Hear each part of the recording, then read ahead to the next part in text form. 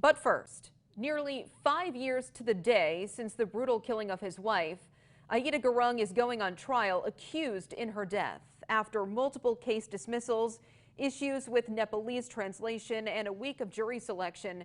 Opening statements got underway.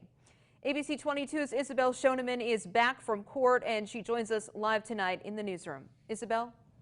That's right, Lauren. Aita Gurung is accused of killing his wife and harming his mother-in-law with a meat cleaver. The case has gone through multiple stages in the last 5 years, even being dismissed by the state's attorney. Now, after a hearing a few weeks ago, Gurung was deemed fit to stand trial. On October 12, 2017, Aita Gurung allegedly killed his wife and gravely injured his mother-in-law. Several bystanders witnessed the scene, some of whom testified Friday. It took 3.5 days to finalize the jury. Count 1 is a murder in the first degree. Count 2 is an attempted murder in the first degree.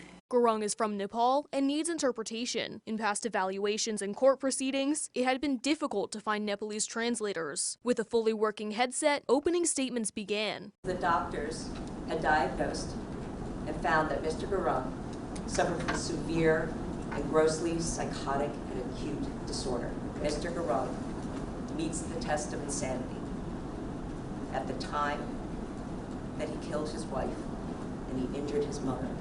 The defense argues Gurung was legally insane at the time of the alleged crime. The state proclaims the opposite. While the state agrees that defendant had mental illness on the day of the killing, the evidence will show that defendant purposely and knowingly killed his wife and attempted to kill his mother-in-law. A witness saw the Hyde Street scene from his balcony across the street. And I saw motion and color out the window. It looked like somebody falling. I thought he was punching her at first, and he started striking her. Then I realized there was a blade in his hand. A former Burlington police officer responded to the call when he realized a serious crime had occurred. And as the call evolved over the radio, it became very clear that it was kind of an all-hands-on-deck call. As I kind of crossed the street, there was a female laying on the sidewalk-ish at the end of the driveway. The defense had objections to the evidence shown for its graphic nature, but the judge overruled those objections. The trial is scheduled through the end of the month, so it could be a while before we know a verdict. Reporting live in the newsroom, Isabel Shoneman, ABC 22 News.